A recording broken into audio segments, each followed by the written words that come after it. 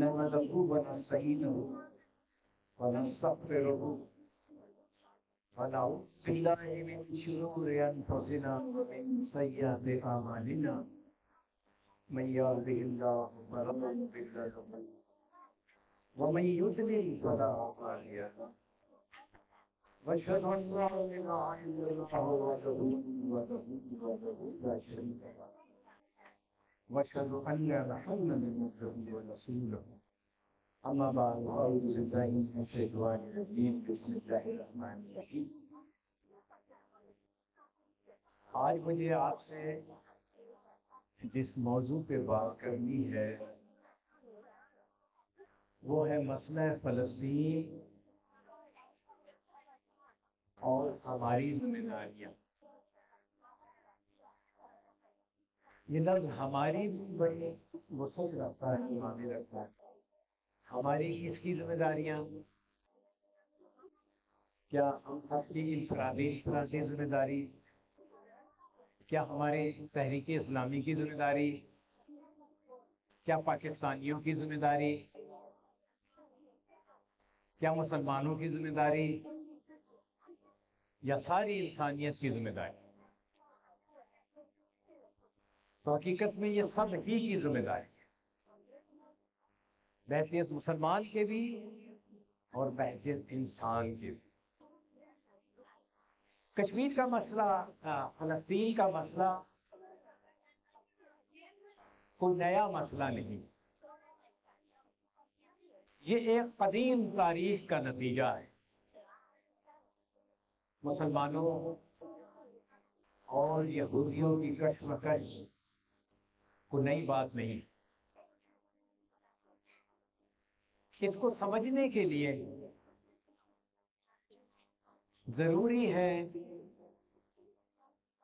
کہ ہم مسلمانوں اور یہودیوں کی کشمکش کی تاریخ کو دیکھیں. اس کے لیے ضروری ہے کہ ہم یہودیوں کے ارادے اور مقاصد کو سمجھیں، اور اس کے لیے ضروری ہے کہ ہم مسلمانوں اور یہودیوں کے درمیان تعلقات میں جو نشیب و فراز آئے اس کا جائزہ ہے. اسی وقت ہم کو اس مسئلے کا حل پتہ لگے گا، اس مسئلے کے نشیب و فراز پتہ لگیں گے،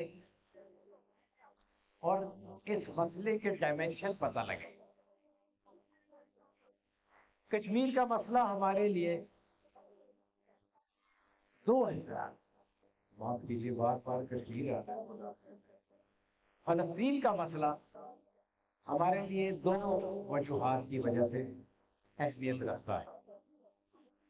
ایک تو یہ کہ فلسطینی 100% مسلمان ہیں، ہمارے بھائی ہیں، ہماری بہنیں ہیں، ان پہ ظلم اور تشدد کا پہاڑ توڑا ہے.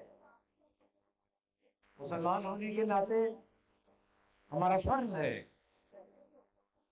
کہ ہم ان کی مدد کریں، ان سے تعاون کریں اور اس کے لیے آگے بڑھیں.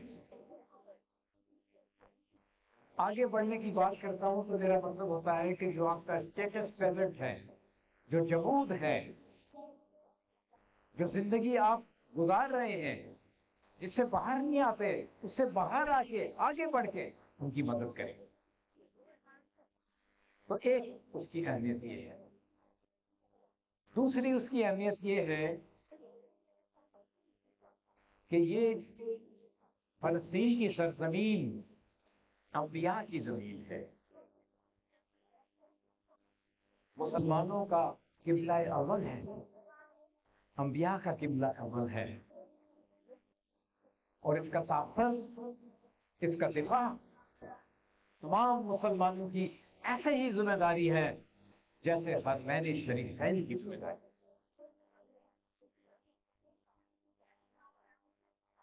اس کی اہمیت کو جب دیکھتے ہیں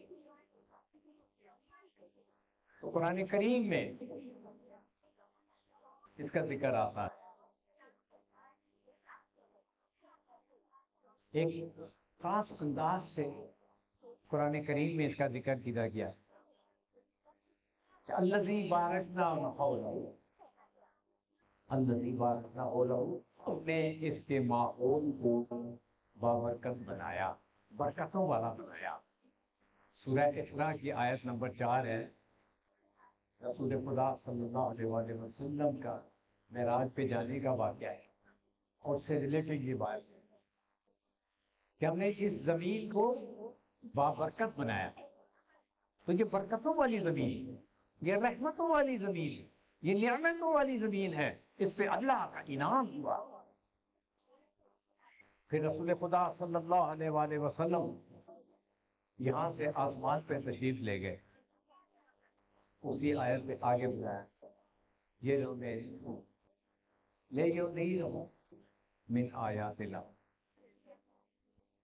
کہ ہم نے ان کو آسمان پر اس لیے بلایا تاکہ ان کو اپنی نشانیاں دکھائیں۔ کیا نشانیاں اللہ نے دکھائیں؟ یہ سورہ اسراء میں پتہ ہے، احادیث کی کتابوں میں آتا ہے، لیکن یہ سرزمین جو ہے یہ اس لحاظ سے بڑی اہم ہے۔ اس کے علاوہ اس سرزمین کی اور بھی باتیں ہیں۔ ایک تو یہ کہ طویل زمانہ جو ہزاروں سالوں کے مہم ہے، یہ سرزمین انبیاء کا مرکز رہی۔ حضرت ابراہیم علیہ السلام جو ابو الانبیاء کہلاتے ہیں، جو جد امجد ہیں ہمارے نبی صلی اللہ علیہ وسلم کے، ان کی اولاد حضرت اسحاق علیہ السلام، وہ یہاں کیا آباد ہوئے، ان کی اولاد یہاں آباد ہوئی۔ پھر ان کے بیٹے حضرت یعقوب علیہ السلام وہ آباد ہوئے، ان کی اولاد آباد ہوئی۔ حضرت یعقوب کا لقب بنی اسرائیل تھا، اس لحاظ سے فلسطین اور اس کے قرب و جوار میں حضرت ابراہیم علیہ السلام کی نسل آباد ہوئی۔ اس لحاظ سے یہ انبیاء کی سرزمین ہے۔ اللہ پاک نے جتنے بھی پیغمبر دنیا میں بھیجے ہیں ان کی ایک بڑی تعداد فلسطین میں آ کے آباد ہوئی ہے، اور فلسطین انبیاء کی سرگرمیوں کا مرکز رہا ہے۔ یہ فلسطین کی اہمیت ہے جو آگے اور اجاگر ہوگی۔ اس کے بعد آگے چلتے ہیں۔ یہ بیت المقدس کیا ہے؟ اکثر ہم سنتے آئے ہیں بیت المقدس دراصل ایک کمپلیکس کا نام ہے۔ یہ دو عمارت پر مشتمل ہے۔ ایک بڑی عمارت ہے جو ایک چٹان کے اوپر ہے۔ یہ چٹان ایسی ہی ہے جیسی صفا اور مروہ۔ اس چٹان کے اوپر بنو امیہ کے خلیفہ عبد الملک نے ایک بڑی عمارت بنائی تھی، جس کی چھت پر ایک گنبد ہے سنہری رنگ کا، جو آپ اکثر تصاویر میں دیکھتے ہیں۔ دوسری بڑی عمارت وہ ہے جہاں حضرت عمر فاروق رضی اللہ تعالی عنہ نے فلسطین کو فتح کرنے کے بعد وہاں پہ نماز پڑھائی تھی اوپر، اور پھر خلیفہ عبد الملک نے وہاں پہ ایک مسجد تعمیر کر دی، اور وہ بڑی عمارت ہے اور اس کا نام مسجد امیہ۔ تو یہ دونوں بڑی عمارتوں کا جو کمپلیکس ہے اس کو بیت المقدس یا القدس کہا جاتا ہے۔ یہ بیت المقدس، یہ عمارت، یہ کمپلیکس جس شہر میں ہے اس کو بھی بیت المقدس کہا جاتا یا القدس کہا جاتا۔ اس کا نام ایلیا بھی ہے، تاریخ کی قدیم کتابوں میں اس کا نام ایلیا چلا آ رہا ہے۔ اس کا ایک نام یروشلم بھی ہے، یہ بھی قدیم کتابوں میں ہے۔ یہودیوں کے قدیم لٹریچر میں اس کا نام یروشلم ہی چلا آ رہا ہے۔ اسرائیل کے بننے کے بعد انہوں نے اس کا نام یروشلم لکھا، لیکن ہم مسلمانوں کو اس سے اعتراض کرنا چاہیے، اس لیے نہیں کہ اس کا نام کو بولنا حرام ہے، یروشلم کو حرام ہے، بلکہ اس لیے کہ ہمیں اپنے آپ کو ہمارے نبی کے حکم سے کے مطابق یہودیوں سے ممیز کرنا، اپنی آئیڈینٹی، اپنا تشخص برقرار رکھنا ہے۔ اس لیے مسلمان کبھی بھی اس کو یروشلم نہ کہیں، ہمیشہ اس کو بیت المقدس یا بیت القدس کہا جائے۔ بیت القدس جو ہے اس کی بڑی لمبی کہانی، اس کو سمجھنے کے لیے پھر مسلمانوں اور یہودیوں کے تعلقات کی تاریخ کو ہمیں سمجھنا ہے۔ جیسے میں نے پہلے عرض کیا تھا شروع میں کہ اس میں نشیب و فراز آتے رہے ہیں اور اس کا ہم نے جائزہ لینا ہو۔ بیت المقدس سے پہلے جو آپ جانتے ہیں، بلکہ بیت اللہ سے پہلے جو ہمارا قبلہ اول تھا وہ بیت المقدس تھا۔ حضرت عیسیٰ علیہ السلام ان کا قبلہ بیت المقدس تھا۔ حضرت مریم علیہ السلام ان کے حضرت عیسیٰ علیہ السلام کے دادا زکریا علیہ السلام ان کا بھی مرکز بیت المقدس تھا، وہ بھی بیت المقدس کی طرف منہ کر کے نماز ادا کیا کرتے تھے۔ کہنے کا مقصد یہ ہے کہ رسول اللہ صلی اللہ علیہ وسلم سے پہلے کے یہ میں نے بنی اسرائیل کے انبیاء کے نام دیے کہ آپ کے آنے سے پہلے تک بھی انبیاء کرام کا قبلہ بیت المقدس تھا، اسی کی طرف منہ کر کے نماز پڑھا کرتے تھے۔ اور یہ وہ چٹان ہے جس کا میں نے آپ سے ذکر کیا، جس کے اوپر گنبد تعمیر ہے۔ تو بیت المقدس کی جو پوزیشن تھی رسول اللہ صلی اللہ علیہ وسلم کے آنے کے بعد ہی وہی تھی۔ 13 سال تک آپ صلی اللہ علیہ وسلم بیت المقدس کی طرف منہ کر کے ہی نماز پڑھا کرتے، کیونکہ اللہ کی ایک سنت رہی ہے کہ جب تک کوئی نئی احکامات نہ آ جائیں، پچھلے پیغمبر کے احکامات جو ہیں ان کو جاری رکھا جاتا ہے۔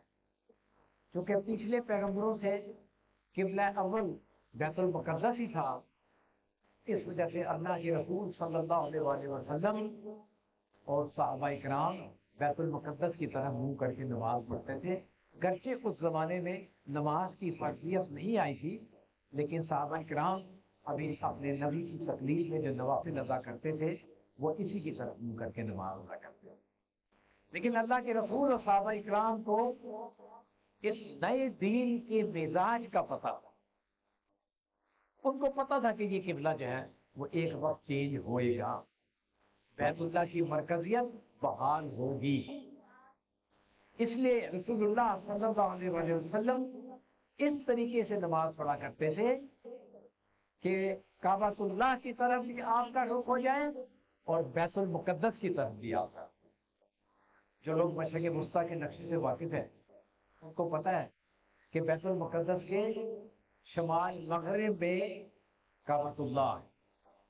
تو اگر کوئی شخص کعبۃ اللہ میں جنوب مشرق کی طرف کھڑا ہو اور اس کا رخ کعبے کی طرف ہو تو اس کا رخ کعبے کی طرف بھی ہوگا اور اس کا رخ بیت المقدس کی طرف بھی ہوگا۔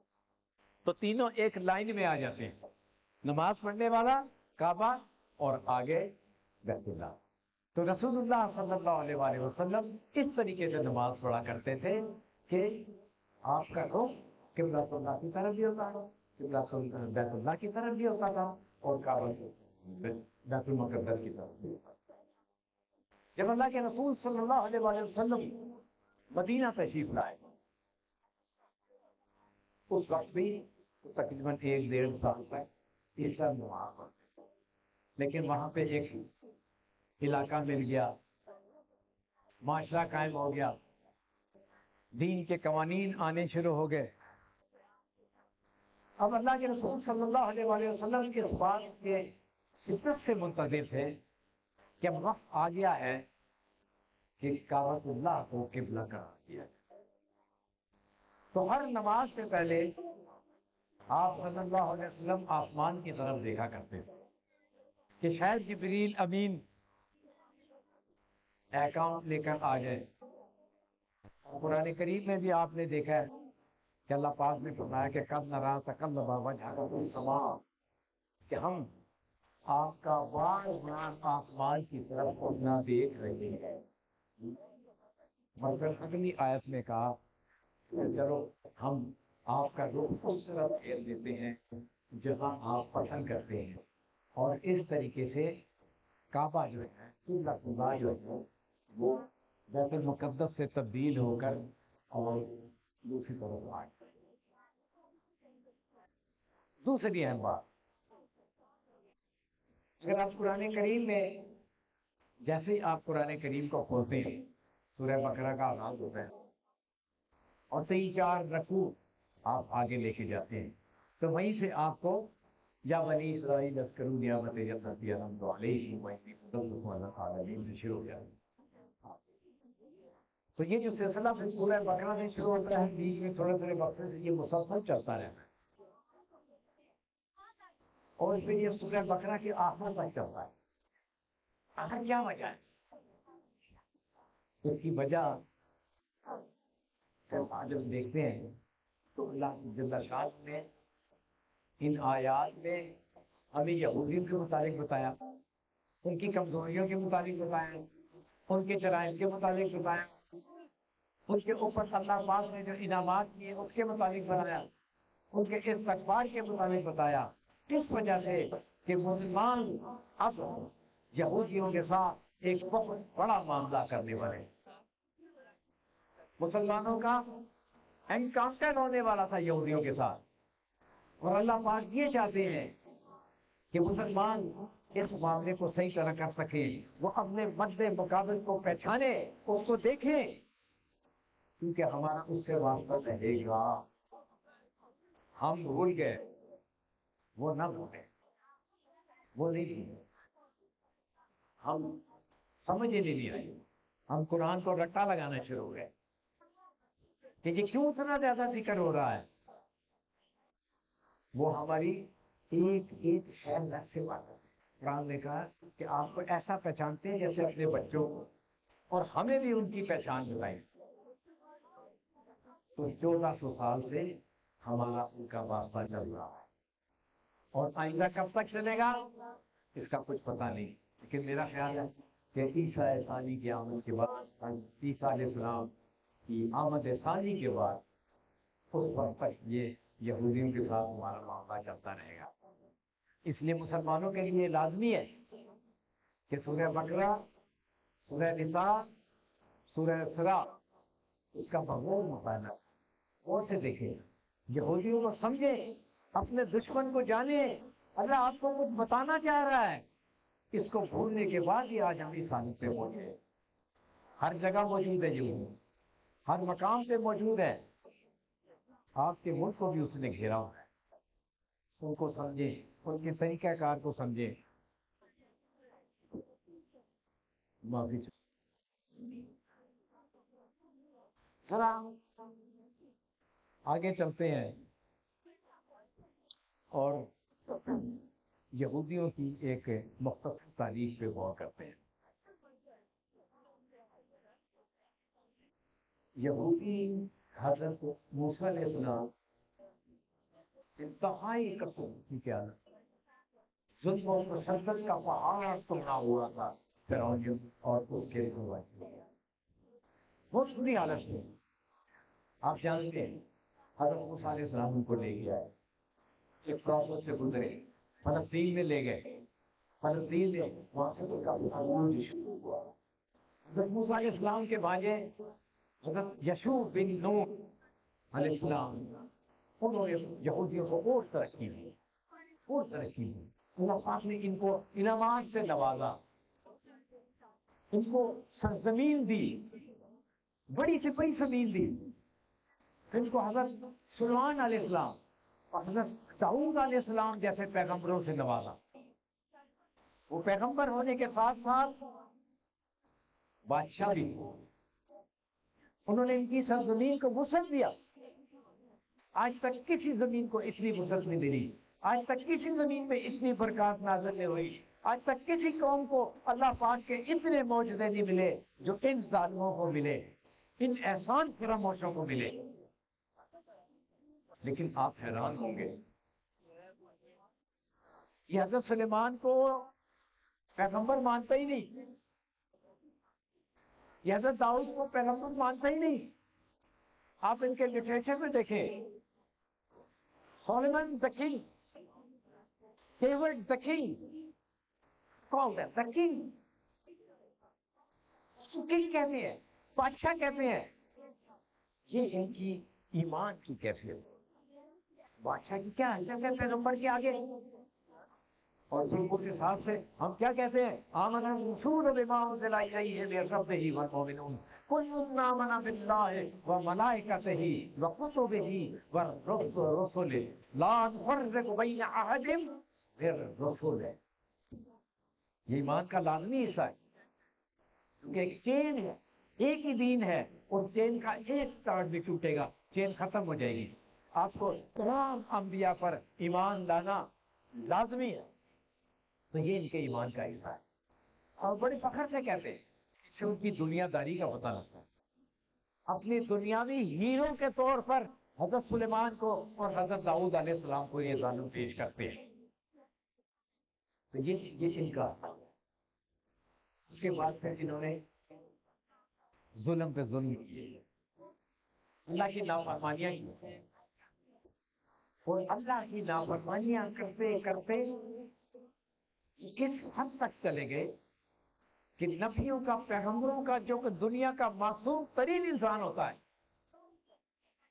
پیغمبر آپ کو کچھ نہیں کہتا، پیغمبر کو صرف یہ حکم ہے کہ وہ اللہ کا پیغام ایک بہترین طریقے سے، ایک سافٹ طریقے سے آپ تک پہنچا دے اور عمل کر کے دکھائے. آپ سنیں نہ سنیں، آپ مانیں یا نہ مانیں، وہ آپ پر کوتوال نہیں ہے تمام انبیاء کے بارے میں.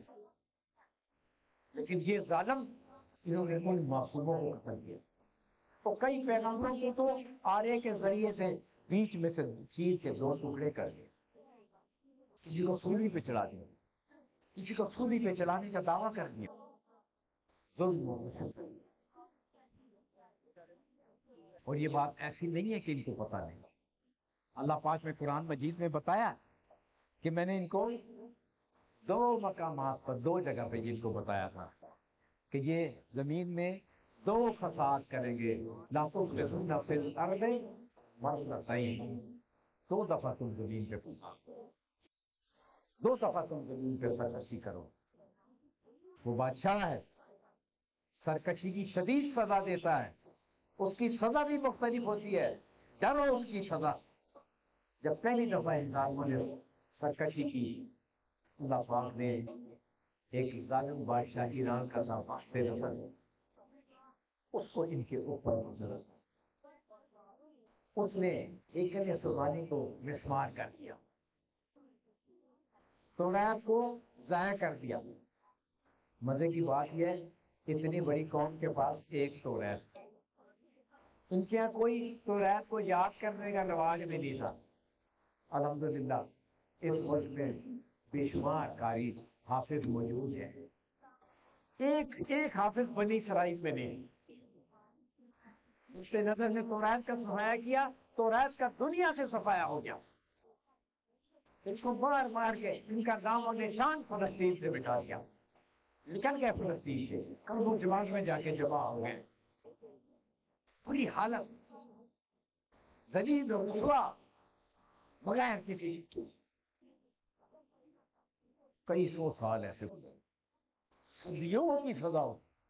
یاد رکھیں، اللہ کے یہاں فیصلے دنوں میں نہیں ہوتے، اللہ کے یہاں فیصلے سیکنڈوں میں نہیں ہوتے.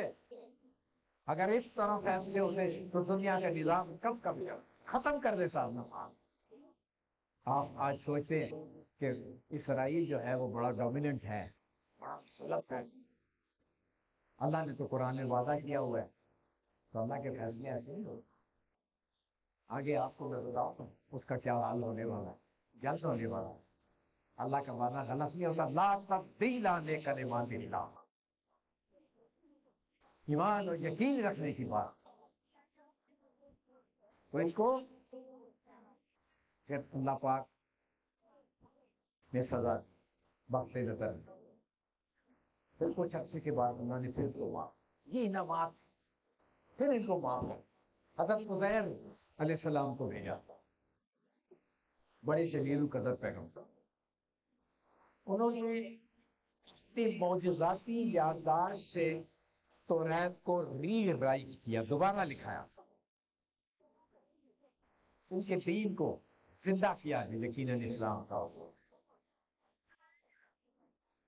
ان کے گرد یہ یہودی جمع ہونے شروع ہو گئے، پھر مرکزیت قائم ہو گئی. مرکزیت کے بغیر نہ کوئی حکومت چلتی ہے، نہ کوئی دین چلتا ہے، نہ کوئی گھر چلتا ہے. جس گھر میں دونوں قرآن ہو، نیگیٹو پازیٹو، ہمیشہ تباہی کی طرف. ایک حکمران، ایک لیڈر، ایک اللہ، ایک رسول، ایک امیر. تو اللہ پاک نے حضرت عزیر علیہ السلام کو بنایا، انہوں نے حضرت عزیر کو اللہ کا بیٹا، پھر ان کو اللہ پاک لے کر آئے، پھر ان کو اقتدار حاصل ہوا، پھر یہ فلسطین میں آ گئے. انہوں نے آ کے آہستہ آہستہ پھر وہی کام کیا کہ قرآن نے کہا تھا یفسدون فی الارض مرتین، 2 دفعہ تم کرو گے. ایک دفعہ فساد کیا، پھر دوسری دفعہ فساد کیا. دوسری دفعہ جب فساد کیا تو پھر اللہ پاک نے ایک اور بادشاہ مسلم، اس نے ان کی اینٹ سے اینٹ بجائی، تباہ برباد کر دیا، مار مار کے ان کو فلسطین سے نکال دیا. فلسطین سے ان کا نام و نشان مٹ گیا. بعد میں حضرت عیسیٰ علیہ السلام کے جانے کے بعد اس دنیا سے وہ عیسائی جس کو بنایا تھا اللہ نے قرآن، وہ مسلم عیسائی بن گیا. تو یہ ان کی مختصر کہانی ہے. اس کے بعد یہ باز بھی آئے. اللہ پاک نے اب ان کے ساتھ آخری معاملہ کر دیا. اب اللہ نے فیصلہ کر دیا. بعض باتیں ایسی ہوتی ہیں جو چھوٹی سی نظر آتی ہیں لیکن انڈیکیشن. قبلہ کی تبدیلی کوئی معمولی بات نہیں. رسول اللہ صلی اللہ علیہ وسلم جب دنیا میں تشریف لائے، اب اسلام ہمارا دین ہے، اب کے لیے ہے، ہمیشہ کے لیے. اسلام دین ہے آج کے لوگوں کے لیے، آج کے انسانوں کے لیے، اور ہمیشہ کے انسان. انسان دین ہے، اسلام دین ہے آج کے لیے اور قیامت تک کے لیے. اب اسلام دین ہے. جس طرح قرآن ہدی للناس ہے، ہمیشہ کے لیے ہے. جس طرح رسول اللہ صلی اللہ علیہ وآلہ وسلم کی نبوت ہمیشہ کے لیے ہے، اسی طریقے سے اب کعبہ کی مرکزیت ہمیشہ کے لیے ہے، قیامت تک کے لیے ہے. اب جو بھی کوئی آئے گا، کوئی چاہے پیغمبر کی حیثیت سے آئے گا، کسی بھی حیثیت سے آئے گا، کعبہ اللہ اس کا کعبہ ہوگا. بیت المقدس کی مرکزیت ایک عارضی تھی، کعبے کی مرکزیت ہمیشہ کی مرکزیت ہے. اب کعبہ مرکز ہے، ہمیشہ کے لیے ہے، قیامت تک کے لیے ہے. اب کوئی چینج نہیں. یہ آپ کے ایمان کا حصہ ہے. یہ میں ایسے آپ کو نہیں بتا رہا، اس کے پیچھے ایک فلسفہ ہے، اس کی تبدیلی کی کوشش ہو رہی ہے، اس کی تبدیلی کی کوشش ہوگی، لیکن اس وقت ہوگی جب یہ تھوڑے بہت ایمان والے بھی ختم ہو جائیں. وہ انتظار میں ہے. آپ کا دشمن آپ کی طرح خاموش نہیں ہے، وہ ایک منصوبہ بناتا ہے، وہ اپنی نسلوں کو دے کے جاتا ہے، اس کی نسلیں چلتی ہیں. آپ اس سے اندازہ لگائیں کہ یہودیوں نے بنی قریظہ کو جو نکالا تھا، یہودیوں نے جو مطالبے کیے اس میں ایک یہ بھی ہے کہ سعودی حکومت وہ سونا ہمارا واپس کرے جو محمد صلی اللہ علیہ وآلہ وسلم نے بنی فریضہ سے دیا. لوگ کہتے ہیں غور کریں اس بات کو. 1400 سال سے کینہ رکھے ہوئے ہیں. ایسی قوم نہیں ہے دنیا کی کوئی جو انتقام وہ ہمارے ساتھ لے رہی ہے، جو ہمارے بچوں کے ساتھ لے رہی ہے. اس کو پہچاننا یہ آپ کی ذمہ داری ہے، ورنہ مارے جاؤ گے. تو بیت المقدس ختم ہمیشہ کے لیے. That was a temporary arrangement. ایک عارضی انتظام تھا. کعبہ شروع سے بڑھ کر کعبہ کی تعمیر فرشتوں نے کی. کعبہ کی تعمیر اس کے بعد آدم علیہ السلام نے کی. کعبہ کی تعمیر نوح علیہ السلام نے کی. پھر کعبہ کی تعمیر حضرت ابراہیم علیہ السلام نے کی. رسول اللہ صلی اللہ علیہ وآلہ وسلم کے دست مبارک سے حجر اسود کو رکھا گیا. کعبہ کی مرکزیت پکی ہے. مسلمانوں اپنی جان دے دینا لیکن کعبے کی مرکزیت کو ہٹنے مت دینا. چاہے میں زندہ رہوں یا نہیں رہوں، آپ کعبے کے لیے اگر اپنی جان نہیں دے سکتے تو چھوڑ دینا اسلام کو. دین چھوڑ ایسے دین کا وہ آگے چلیے. یہ یہودیوں کی دشمنی عداوت کینہ ختم نہیں ہوا. دین اسلام کے ساتھ ان کی دشمنی. جیسے رسول اللہ صلی اللہ علیہ وآلہ وسلم دنیا میں تشریف لائے، آپ کی بعثت ہوئی، جیسے انہوں نے مخالفت شروع کر. یہ مکہ سے لوگوں کو بلاتے یا اپنے بندے بھیجتے. نبی پاک صلی اللہ علیہ وآلہ وسلم کی نبوت میں شکوک و شبہات جانتے، اعتراضات کرتے، پوائنٹ اٹھاتے. سورہ کہف اس قسم یہ کہاں سے آیا، یہ سب انہی کے سوالات. وہاں بیٹھے بیٹھے انہوں نے اسلام کی مخالفت، یہ آغاز سے مخالفت کی.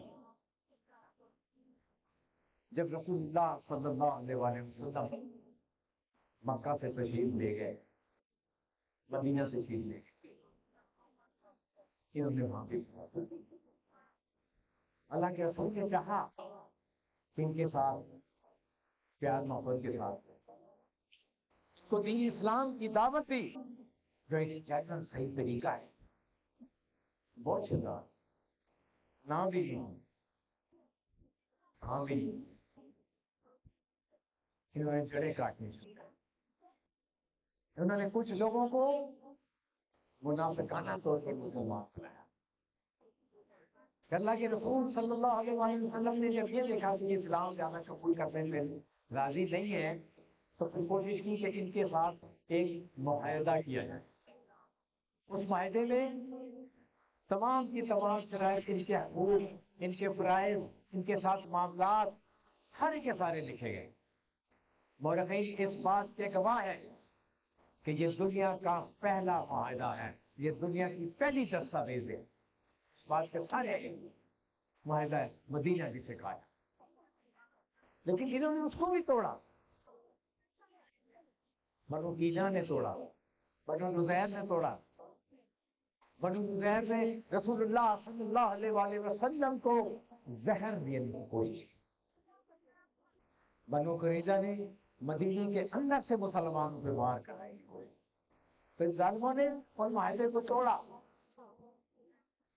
پھر بنو کینہ، بنو نزیر کو نکالا گیا، بنو قریظہ کو نکالا گیا. یہ جا کر خیبر میں آباد، وہاں بھی باز نہیں آئے، وہاں بھی پنگا جاری رکھا.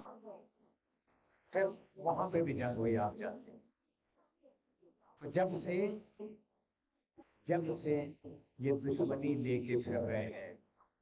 مت بھولو مسلمانوں، مت بھولو تمہارا ایک دشمن تھا، تمہارا ایک دشمن ہے اور تمہارا ایک دشمن رہے گا. کبھی اس دشمن کو نہ بھولو. جو دشمن کو بھول جاتے ہیں کتے کی موت مارے جاتے ہیں. یاد رکھو. اور انتہائی گھٹیا دشمن ہے، خطرناک قسم کا آپ کا دشمن ہے.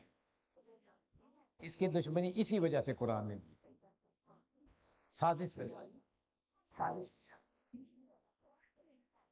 اس کے بعد یہ نہیں کہ انہوں نے مسلمانوں کے خلاف سازش کی، نہ، جہاں گئے پنگا کیا انہوں نے، عیسائیوں کے ساتھ بھی سازش۔ بیت المقدس میں جب حضرت عمر فاروق کے دور میں بیت المقدس کو فتح کیا گیا اور انہوں نے کہا، عیسائیوں نے، وہ وہاں پہ حکمران تھے، وہ بھی ان سے تنگ تھے، وہ بھی ان کی سازشوں سے تنگ تھے، اور انہوں نے کہا کہ حضرت عمر فاروق جو مسلمانوں کے بادشاہ ہیں ان کے ہاتھ میں چابی دیں گے ورنہ خون خرابہ۔ آپ کو تشہیر لے گا، آپ سب جانتے ہیں اچھی طریقے سے، آپ اور آپ کا غلام گیا راستے میں، ان دو اونٹ سے ایک اونٹ مر گیا، دونوں ایک پہ بیٹھتے بیٹھتے چلے گئے، درویش لوگ، پہچان ہی کوئی نہیں ہے کون غلام ہے کون بادشاہ ہے، سبحان اللہ، سب کے جائے۔ وہاں پہ گئے، کون جا رہا ہے؟ فاتح، کس کے پاس جا رہے ہیں؟ مخدوم کے پاس۔ ایک اونٹ پہ بیمار ہو گیا رونے کا، پیدل چلتے ہوئے جا رہے، انہوں نے چابی دی۔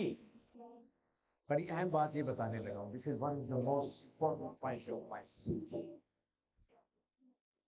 چابی دینے کے بعد انہوں نے کہا نہیں، ایسے چابی نہیں دیں گے، آپ سے ایک معاہدہ، آپ کو ایک معاہدہ کرنا ہوگا، آپ کو ہمیشہ کے لیے ایک معاہدہ کرنا۔ یہ کس نے معاہدہ کیا؟ ہمارے امیر المومنین نے، حضرت عمر فاروق رضی اللہ تعالیٰ عنہ سے انہوں نے معاہدہ کیا کہ یہودیوں کو آپ یہاں بسنے کی اجازت نہیں دیں گے، کتنے تک تھے؟ آپ نے معاہدہ تسلیم کیا، اسے کہتے ہیں شروط عمریہ۔ یہ سب سے اہم بات ہے، میں اس بات پہ غور کرتا ہوں، پاکستان کے مسلمانوں، تحریک کے آدمیوں، اگر آپ کون کرتے ہیں حضرت عمر فاروق رضی اللہ تعالیٰ عنہ کو، تو یہ بات معاہدہ انہوں نے نہیں کیا، یہ آپ نے اور میں نے کیا۔ اس معاہدے میں دستخط ہیں حضرت عبیدہ بن جراح کے، فاتح شام کے۔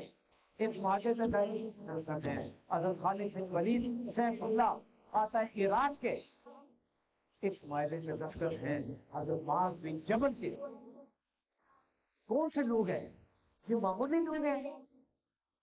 ہماری نسل سے شاید نوجوان کا نام بھی نہیں جانتے، لیکن ایک بات یاد رکھیں، رسول اللہ صلی اللہ علیہ وسلم کے دور میں یہودی تھے، اور کئی ہزار سال پہلے انہوں نے پیغمبروں کو قتل کیا تھا، انہوں نے نہیں کیا تھا، ان کی نسل نے کیا تھا، لیکن قرآن نے کہا تم بھی اس کے اندر شامل آن کرتے ہیں، ہسٹری آن کی جاتی ہے، معاہدے آن کیے جاتے ہیں۔ اگر آپ مانے نہ مانے، ہماری قوم اخلاقیات کے لوسٹ لیول پہ چلی گئی ہے، لیکن خدا کے یہاں آپ اور میں اس معاہدے کے ذمہ دار ہیں۔ کیا آپ ہیں کہ نہیں؟ آپ مانتے ہیں؟ کیا حضرت عمر فاروق رضی اللہ تعالیٰ عنہ کے معاہدے کو آپ مانتے ہیں؟ جو مانتا ہے ہاتھ کھڑا کرے، اے اللہ تو گواہ رہنا، ہم اپنے امیر المومنین کے معاہدے کو جانتے ہیں، مانتے ہیں، آن کرتے ہیں۔ تو یہ معاہدہ ہے کہ فلسطین مسلمانوں کا ہے، فلسطین پر یہودیوں کا کوئی حق نہیں۔ اس معاہدے پہ بڑے بڑے ہمارے لوگوں نے دستخط کیے، ہمارے ہاتھ میں چابی دے دی گئی، لیکن مسلمان اتنی بڑی شرائط کے باوجود، اب اس بات کو یاد رکھنا جو آپ نے ہاتھ اٹھائے، آگے بات آئے گی۔ اس معاہدے کے بعد بھی، یہ معاہدہ بھی ہم نے نہیں کیا، ہم نے نہیں کہا تھا فلسطین میں عیسائی یہودیوں کو نہیں بسنے دیں گے، یہ کس نے کہا تھا؟ یہ عیسائیوں نے کہا، لیکن ہم نے چونکہ ان کی بات مان لی، ہم اس کے پاسدار ہیں، 1400 سال سے پاسدار، 1300 سال تک تو ہم نے پاسدار، اس کے لیے کیا کیا قربانیاں دیا میں آ گیا۔ اگرچہ ہمارا ان کے ساتھ یہ معاہدہ تھا کہ ہم یہودیوں کو یہاں رہنے کی اجازت نہیں دیں گے، لیکن اس کے علاوہ بیت المقدس کے علاوہ یہودیوں کو اس بات کی مکمل آزادی تھی کہ وہ جہاں چاہے رہے، ان کو وہی حقوق حاصل ہوگے جو مسلمانوں کے حقوق ہیں، چاہے وہ شام میں جائیں، چاہے وہ عراق میں جائیں، چاہے وہ مصر میں جائیں، چاہے وہ ترکی میں جائیں، چاہے وہ اردلس میں جائیں، ان کو مکمل آزادی ہے۔ اور یہ بات میں نہیں کہہ رہا، یہودی مورخین مصنفین اس بات کو لکھتے ہیں کہ اگر یہودیوں کو سلیمان علیہ السلام اور داؤد علیہ السلام کے بعد سب سے زیادہ آزادی ملی ہے تو وہ مسلمانوں کے انڈر ملی ہے، وہ اردلس میں ملی ہے، وہ مصر میں ملی ہے، وہ شام میں ملی ہے، وہ عثمانیہ سلطنت میں ملی ہے۔ اس بات کو وہ یہود آج بھی مانتے ہیں، لکھ کے مانتے ہیں، کتابوں میں موجود ہے۔ تو ہمارا تو ان کے ساتھ ہمیشہ سے یہ حال تھا۔ آگے چلتے ہیں۔ تقریباً 700-750 سال تک ترکی کی سلطنت عثمانیہ نے اسلام کا، بیت المقدس کا اور کعبۃ اللہ کا تحفظ کیا۔ سلطنت عثمانیہ نے بیت اللہ کا چارج، بیت المقدس کا چارج بنو عباس سے لیا، بنو عباس نے بنو امیہ سے لیا، بنو امیہ نے خلفائے راشدین کے بعد وہاں پہ چڑھا دیا۔ اس کے بعد سے 19ویں صدی کا آخر آ گیا، لیکن ترکوں نے اس کی حفاظت میں کوئی کمی نہیں چھوڑی۔ ترکوں نے اس کے لیے بہت قربانی۔ ایک وقت تھا ترک سلطنت پھیلتی جا رہی، اس وقت ترکوں کا حکمران جو تھا وہ تھا بایزید یلدرم۔ یلدرم کہتے ہیں بجلی کو، وہ بجلی کی تیزی سے آگے بڑھا، علاقے کے علاقے فتح کرتا تھا، آگے بڑھتا ہوا سینٹرل یورپ چلا گیا۔ ویانا کا اس نے محاصرہ کر لیا۔ Vienna is just edge between Europe کا مرکز ہے، سینٹر ہے، یہودیوں کا بھی مرکز آج بھی وہی ہے۔ اس کو گھیرا ہوا تھا، اس کو پیچھے سے حملہ کر دیا۔ سینٹرل ایشیا سے ایک بندہ اٹھا اور اس نے ترکوں پہ حملہ کر دیا، اس کو پیچھے آنا پڑ گیا، اس کو محاصرہ چھوڑنا پڑ گیا۔ سارے کے سارے یورپی جو ہیں وہ متحد ہوئے، جو آپس میں لڑتے تھے، خون خرابہ کرتے تھے، بعد میں بھی لڑے ہیں۔ آپ نے دیکھا جرمنی لڑا، فرانس لڑا، لیکن مسلمانوں کے خلاف سارے کے سارے ایک ہو گئے، کل بھی آج بھی۔ 42 ممالک کی افواج اکٹھے ہو کے افغانستان میں، سیم ٹو سیم۔ ہمیں ہم پھر کبھی کس کو دوست بنا لیتے ہیں، کبھی کس کو دوست بنا لیتے ہیں، حالانکہ ہوئے تم جس کے دوست اس کا دشمن آزمائش، خدا سے دشمنی ان کو دوستی بنا، تو اس کو پیچھے سے حملہ کیا، چاروں طرف سے وہ گر گیا، اس کو واپس آنا پڑا، ترکوں کو، سلطنت عثمانیہ کو وہاں پہ شکست ہو، پیچھے آ گئے، بہت نقصان، لاکھوں افراد مارے، لاکھوں کی قربانیاں دی ہوئی، دفاع کرتے گئے، کرتے گئے، ایسے نہیں بھاگے، پیچھے ہٹتے گئے، لیکن انہوں نے بیت المقدس کا دفاع نہیں چھوڑا۔ انہوں نے بیت اللہ کی طرف سے کوئی خاموشی اختیار نہیں، کوئی ڈھیلے پن کا مظاہرہ نہیں، سب کچھ اپنا لٹا دیا۔ پھر ایک وقت آیا وہ قرضے پہ قرضے دینے چاہیے، اور آپ کو پتہ ہے قرضے کون دیتا ہے؟ آپ بھی سوچتے ہوں گے، بڑے خوش ہوتے ہوں گے کہ میں نے فلاں بینک سے قرضہ لے لیا، فلاں بینک سے قرضہ لے لیا۔ وہ قرضہ چاچا یہودی دیتا ہے، ادھر سے اسٹیٹ بینک، ادھر سے ادھر آئی ایم ایف کون ہے؟ تو آپ کو تو انڈائریکٹ قرضہ وہی قرضے وہی دیتے ہیں آج سے نہیں قرضے دے رہے، ہزاروں سال سے وہی سود خور قرضے دے رہے. انہوں نے قرضے لینے شروع کر دیے، یورپ سے بھی قرضے لیے، یہودیوں سے بھی قرضے. حکومت چلانا ان کے لیے ناممکن ہو گیا، چاروں طرف سے ان کو گھیر دیا. پھر ان کا ایک لیڈر بڑے شروع، آپ کو بڑا دکھ ہوگا جب ڈاکٹر زید، وہ آتا ہے، ترکی میں رہتا، ترکی کی حفاظت میں رہتا، ایک بڑا پروفیسر ہے.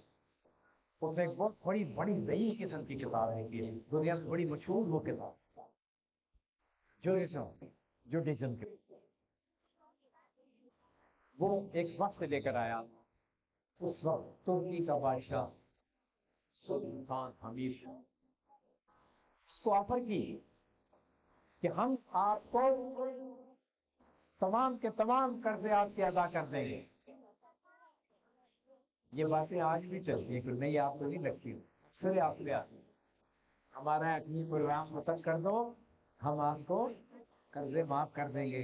اور 10 سال کے لیے آپ کو سلطان حمید نے ان کو نکال دیا. کیا کہا؟ اسی سے نکالا، غصے سے نکالا. اس کے الفاظ سننے والے، اس نے کہا تم کیا چاہتے ہو؟ 1300 سال سے شروط عمریہ کی جو خلاف ورزی نہ ہو سکی، وہ آج سلطان حمید الدین کرے گا. خدا کی قسم میں اپنی حکومت چھوڑ دوں گا، لیکن عمر فاروق کے معاہدے کی خلاف ورزی نہیں کروں گا. نہیں کر. یہ ہے مومن، یہ ہے مومن. اور یہ ہوا، اس کی حکومت ختم کر دی گئی. اور پھر افسوس دکھ کی بات، اس کی تنزلی کا جو پروانہ لے کر آیا وہ اسی یہودی وقت کا لیڈر حضرت کیا تھا، زید، ڈاکٹر زید. وہی لیڈر تھا جو اس کو آفر کرنے آیا. اس سے بھی زیادہ افسوسناک بات، اس سے بھی بہت دردناک بات، جب اسرائیل کی حکومت بنی اس کا پہلا صدر یہی ڈاکٹر زید. ذرا لکھ دیکھیں، جو کئی سال پہلے، 50 سال 40 سال پہلے مسلمان حکمران کو آفر کر رہا ہے، اور جب ریجیکٹ ہو جاتا ہے کہ ہمیں فلسطین میں رہنے کی اجازت دے دو، ہم تمہارے سارے قرضے معاف کر دیں گے، سارے قرضے ادا کر دیں گے، اور آئندہ 10 سال کے لیے ہم تمہیں اتنا پیسہ تمہارے، صرف فلسطین میں ہمیں بسنے کی اجازت دے دو، زمین خریدنے کی اجازت دے دو، مکان بنانے کی اجازت دے دو. لیکن اس شخص نے انکار کیا. سلام ہے اس کو، سلام ہے اس کو. بھولے ہوئے ہم اپنے رہنما. اور یہ ہوا، کچھ عرصے بعد اس کی حکومت ختم ہو. اس کے بعد جو حکمران وہاں پہ آئے، انہوں نے فلسطینیوں کو اجازت دی. بڑے فخر سے کچھ لوگ کہتے ہیں،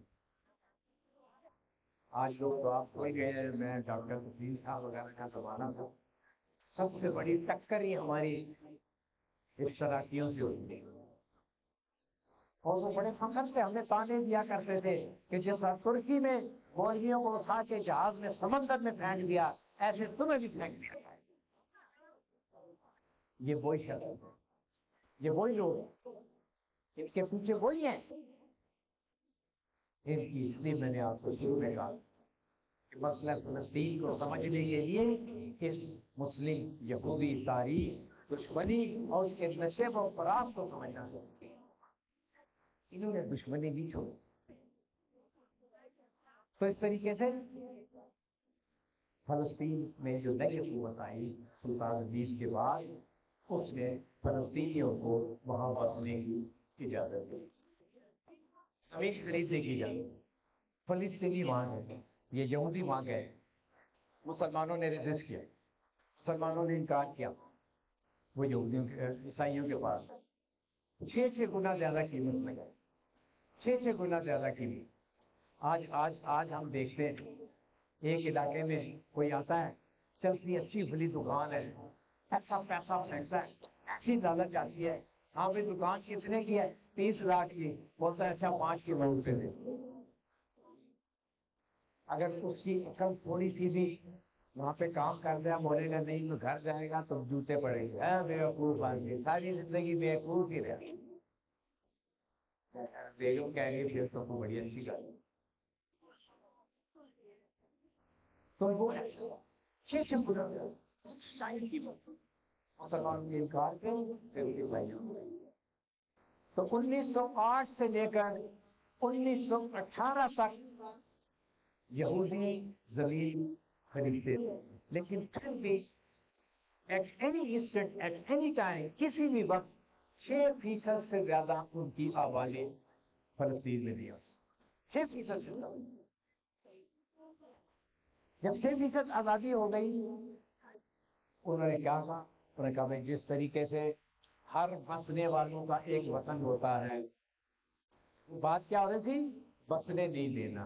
میں کہا تو بس کے جس طریقے سے عیسائی بسنے والوں کا وطن ہے، جس طریقے سے مسلمان بسنے والوں کا وطن ہے، جس طریقے سے مجوسیوں بسنے والوں کا وطن ہے، اس طریقے سے یہ ابھی تو آدھی بھی بات نہیں ہوئی. پرچی آج پرچی کی پرواہ نہیں کر سکتے. آپ بیٹھے میرے ساتھ، اکثریت میرے ساتھ ہے. تھوڑی احتیاط کر. ابھی بھائی آدھی بھی نہیں ہوئی. تو وہاں پہ انہوں نے اجازت دے دی. انہوں نے وطن مانگا. اس دوران اب یہ سب کام بڑی منصوبہ بندی سے ہو.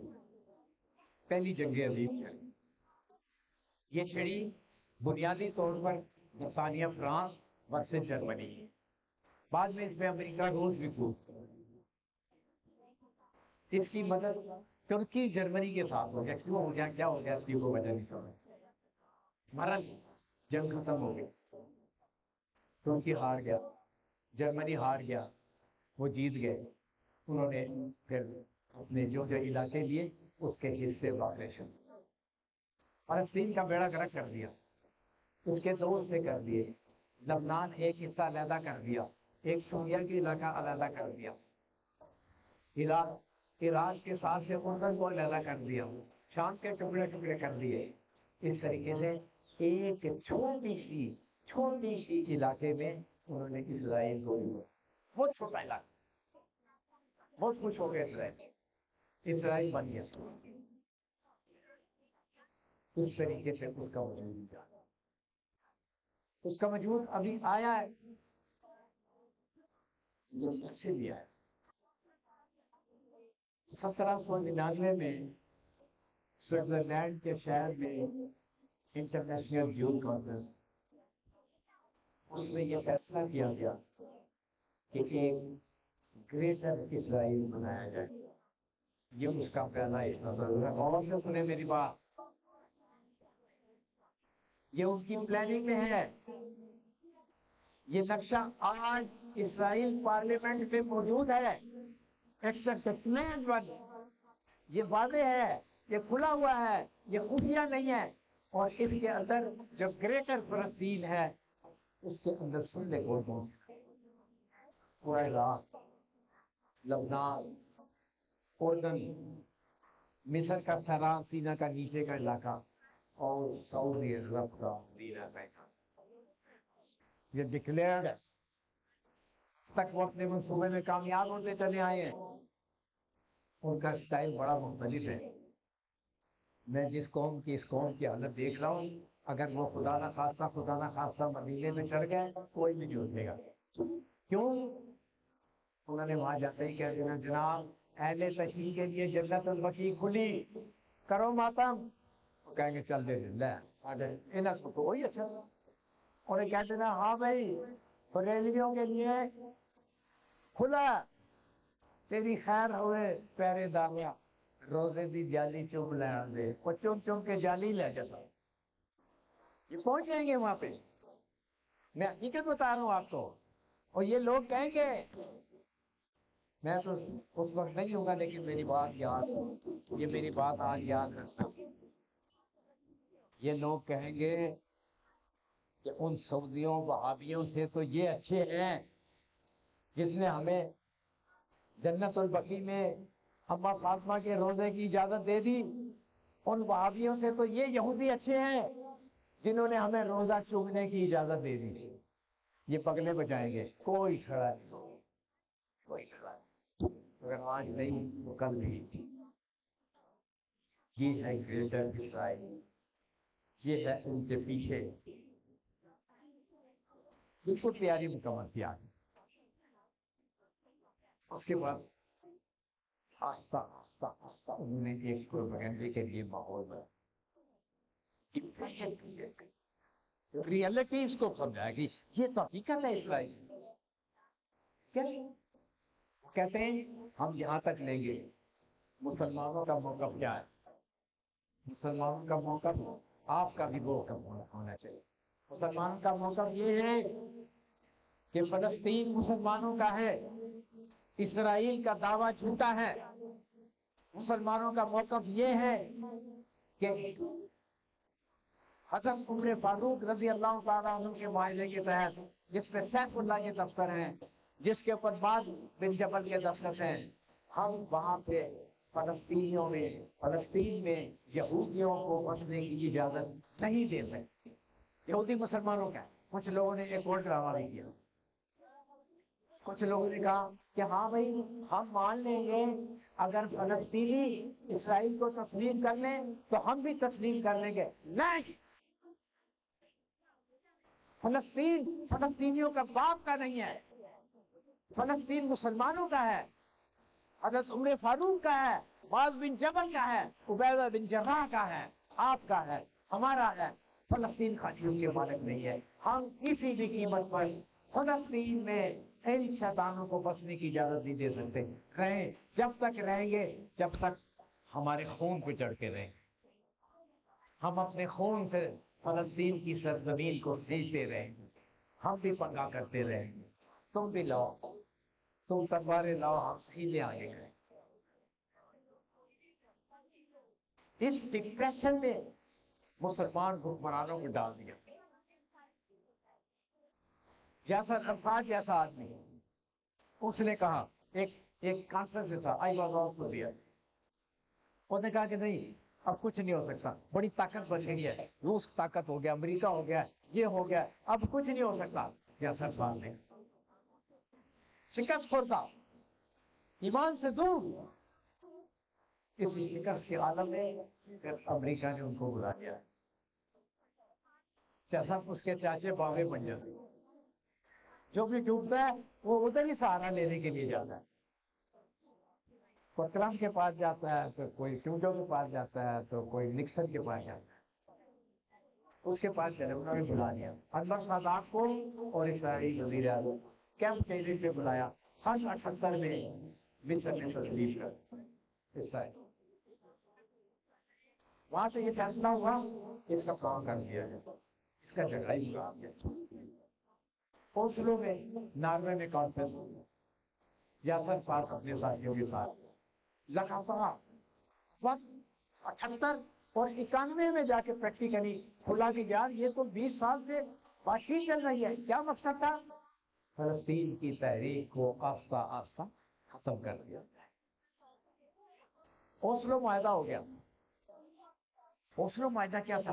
1973 انہوں نے کہا جناب اسرائیل نے جو 1973 میں جن علاقوں پہ غاصبانہ قبضہ کیا تھا ان میں سے چند علاقے جو 12% بھی نہیں ہے اس کے اوپر ایک فلسطینی ایڈمنسٹریشن قائم کی جائے گی۔ غور سے سنیں گے، فلسطینی ایڈمنسٹریشن جس کا سربراہ فلسطینی ہوگا، اس کا کام کیا ہوگا؟ پاسپورٹ ان کا نہیں ہے، پاسپورٹ اسرائیل کا، اس کے ملک میں آنے جانے کی اجازت اسرائیل دے گا، چیکنگ اسرائیل کی، خارجہ پالیسی اسرائیل کی، فوج اسرائیل کی۔ یہ کون سا ملک ہے بھائی؟ اور اگر اس کے اوپر سے پھر یاسر عرفات نے بکلے بجائے، اس نے کہا میں نے فلسطین کو آزاد کر دیا ہے، اگر یہ آزادی ہے تو لعنت ہے اس آزادی دھوکہ فراڈ فلسطین کو آزاد کر دیا کہاں ہے فلسطین کیا اس کے بعد آگے چل فلسطین کے اوپر اتنے سے اوپر اتنی سی چیز پہ حکومت نہیں چل سکتی 2006 میں وہاں پہ الیکشن ہو گیا یاسر عرفات اس کا صدر بن گیا پہلے اس کا نام رکھا PA فلسطین اتھارٹی جیسے بلدیہ کراچی اس سے بھی کم اختیارات اس کی کوئی امداد نہیں اس کے پاس کوئی پیسہ نہیں ہے اس کے پاس کوئی فنڈ نہیں ہے اس کے پاس کوئی ٹیکس کرنے کا اجازت نہیں ہے وہ ایسے علاقے میں نہیں ہے جہاں پہ وہ زراعت ہو سکے جہاں پہ زیتون ہو سکے کوئی درخت ہو سکے اور یہ فیصلہ معاہدے میں کیا گیا کہ اس کو امداد ملے گی اس کو اسرائیلی امداد دے گا اس کو امریکہ امداد دے گا اس کو سعودی امداد دے گا اس کو کویت امداد دے گا اس امداد کے اوپر یہ چلے گا یہ چلتا رہا 2006 میں پہلی دفعہ وہاں عام انتخابات منصفانہ امریکہ کا ریٹائرڈ صدر کارٹر ہے اس کی نگرانی میں ماس مختلف تنظیم یہ تو مل گئے تھے شکست کو تھا ذہنیت ماس 100% الیکشن لیکن ان کو یہ پسند کیا کیونکہ وہ تو کچھ اور چاہتے تھے ماس الیکشن میں آئے جی اس کو مجبوراً انہوں نے حکومت دی لیکن سال ابھی نہیں گزرا تھا تو اس کی حکومت ہو سب سے پہلے تو امداد بند ہو گئی حماس کے آتے ہی اسرائیل کی امداد بند امریکہ کی بند سب ملکوں کی امداد بھوکے مر گئے حماس کے وزیر اعظم نے کہا کہ اگر لوگ بھوکے مریں گے میں بھی بھوکا مروں گا اگر میرے ملازموں کو تنخواہ نہیں ملے گی میں بھی نہیں لوں گا اگر آدھے مہینے کی ملے گی میں بھی آدھے مہینے کی ساری دنیا میں گھوم گئے شرم کا مقام ہے مسلمان انہوں نے کہا اگر ایک مسلمان ایک ڈالر ہمیں دے دے گا تو ہمارا ملک چل جائے گا ہم ان سے نبڑ لیں گے ہمیں خون مت دو ہمیں لاشیں مت دو ہم اپنی لاشیں دیں گے ایک ڈالر دے دو ایک دفعہ ہمیں اسٹیبل ہونے دو کسی نے کوئی یہ یاد رکھنا مسلمانوں اس کے ہاں تم نے جواب دینا ہے پھرتا پھرا اس حماس کا وزیر اعظم 35 لاکھ ڈالر ان کے ساتھ 35 لاکھ ڈالر وہ چلتے ایک ڈالر ایک مسلمان نہیں دے سکا اللہ کو کیا جواب نمازیں شمارے سب یہی رہ رہے کیا ہے قرآن کی آیت آپ کو نہیں پتہ کہ تمہارے پاس کیا جواب رہ گیا ہے جب تمہیں پکارا جا رہا ہے جب مظلوم پکار رہے ہیں اب تمہارے پاس کیا جواب ہے کسی نے ان کو فیصلہ نہیں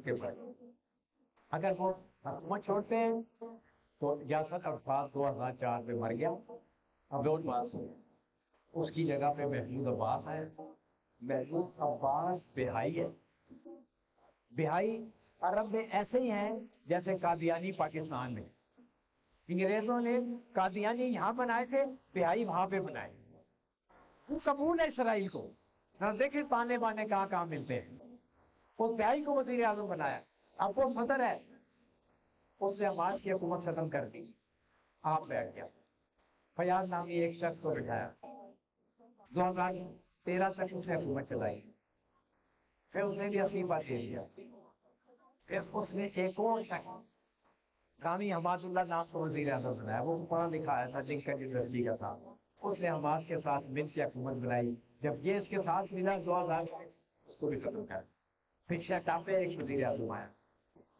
وہ اس کو معاہدے میں بھی شریک تھا اس کو وزیر اعظم بنایا گیا لیکن جب 2023 میں جب حماس کی جنگ ہوئی اسرائیل کے ساتھ تو اس کے بعد 2024 میں وہ شیطان پہ بھی چلا گیا اب محمود عباس بہائی کے پاس ڈائریکٹ حکومت ہے لیکن یاد رکھو انہوں نے تو سوچا تھا کہ اب یہ فوجوں نے سر کیا تھا کہ آہستہ اس مسئلے کو ختم کر دیا فلسطین اتھارٹی بنانا تو ڈرامہ تھا کوئی فلسطین نہیں بنا لیکن حماس کے خون میری بیٹیوں نے، میرے بچوں نے، میرے بھائیوں نے خون بہا دیا. آج یہاں کوئی مثال دے رہا تھا جنگ بدر میں ایڑیاں اونچی کر کے جانے والے، خدا گواہ ہے 14 سال کے بچے پیراچوٹ کے ذریعے اسرائیلیوں کے اوپر قہر بن کے نازل. وہ بچے آج بھی ہیں، وہ مومن آج بھی ہیں. سمندروں سے اٹیک کیا، زمین کے ذریعے اٹیک کیا، فضا کے ذریعے اٹیک کیا. دنیا کے لوگ حیران. کیا لفظ تھا؟ اسرائیل ناقابل شکست، انبیٹن. یہ کون کہتا تھا؟ شیخ راشد مختوم، انور سادات، یاسر عرفات، محمد بن شہزادہ سعودی کا. کہتے تھے ان کو کچھ نہیں ہو سکتا. انہوں نے بتایا نہیں، 1200 تو انہوں نے خود مانے، 1200 اسرائیلی لوگ مانے، 240 آج تک ان کے قبضے میں ہے، پکڑ نہیں سکے کہاں. راکٹ مارا حزب اللہ نے، وزیر اعظم کے گھر میں گیا، آج تک وہ اپنے گھر میں نہیں جاتا. ہل گیا اسرائیل، خود ہل گیا ہے، دیواریں گر رہی ہیں. ناقابل شکست کیوں؟ اللہ نے کہا ہے. اللہ نے ان کو بہت بڑا لقب دیا ہے جو آپ نماز میں آپ پڑھتے ہیں، مغضوب ہیں. اللہ کا غضب تھا، اللہ کا غضب ہے، اور جب اللہ کا غضب آئے وہ دن دور نہیں. لیکن آپ اپنے نظریات پر قائم رہیں. سر میں نے کتنا وقت لے لیا ہے؟